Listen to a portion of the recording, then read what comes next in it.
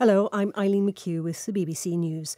The Colombian President Ivan Duque has withdrawn a controversial tax reform bill after 4 days of huge protests and violent clashes between demonstrators and riot police in cities across the country. He said he would work with other parties to produce new proposals. Our America's editor Leonardo Rocha reports.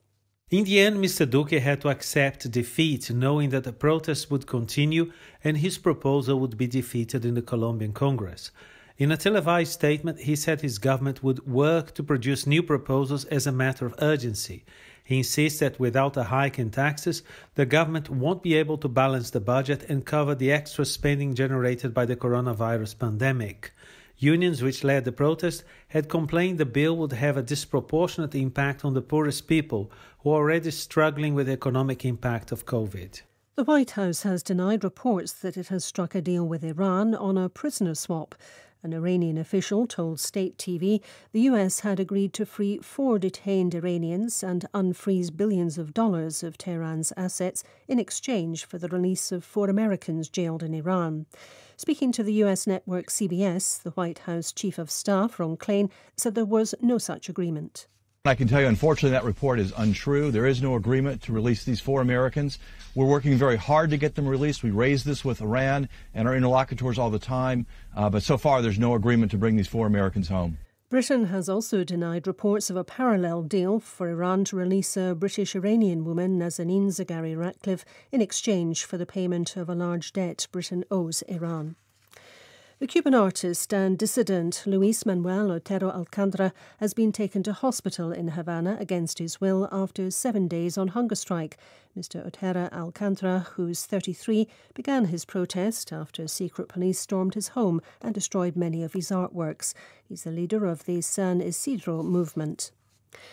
Manchester United's Premier League football match against Liverpool has been postponed after angry fans invaded the Old Trafford Stadium.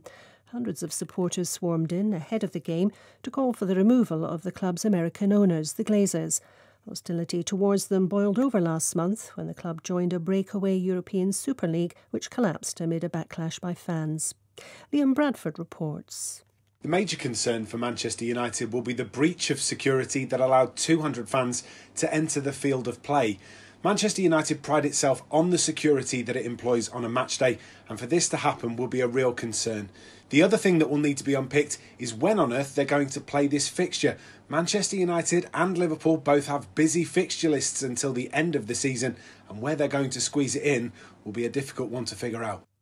This is the World News from the BBC. Dozens of cities across Brazil have been forced to stop giving people a second dose of coronavirus vaccine because of severe shortages. At least 6 state capitals, including Rio de Janeiro, have been affected. The health minister has blamed his predecessor. He said he allowed too many people to receive the first dose without having enough stocks for a follow-up. Military leaders in Chad, who took over after the death of the country's long-standing ruler, Idriss Déby, last month, have named a transitional government. An army spokesman said it would be headed by Ashar ibn Umar, a former rebel chief. The announcement came hours after the ruling military lifted an overnight curfew imposed following the death of President Déby. Kyrgyzstan has given more details of the damage caused during the worst clashes in decades along the disputed border with Tajikistan. Nearly 50 people were killed, most of them on the Kyrgyz side. Almaz Chiroyev reports. Kyrgyz Ministry of Emergency Situations has announced that 78 houses, 2 schools, 1 clinic, 1 kindergarten, 8 shops, 10 petrol stations and 1 police station was burnt down after the Kyrgyz-Tajik border clashes.